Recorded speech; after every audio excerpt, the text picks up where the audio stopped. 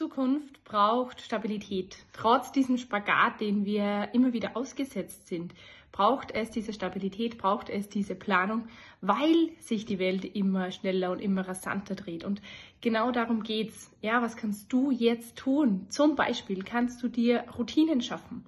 Du kannst Routinen schaffen für deine Kinder, für dich. Du kannst eine ganz klare Kommunikation an den Tag legen. Ja, jetzt arbeiten Mama und Papa noch und danach haben wir aber auch bewusst Zeit für dich. Und da gibt es dann keinen mehr, ich schaue schnell auf das Handy oder so, sondern üb dich da wirklich gut darin, dass du wirklich auch deinen eigenen Wörtern treu bleibst, weil wie oft sagen wir solche Sätze wie, das mache ich nie wieder und beim nächsten Mal ertappt man sich wieder.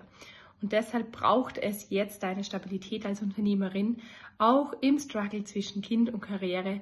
Und ich kenne es auch viel zu gut und deshalb braucht es jetzt ganz genau deine Stabilität, okay?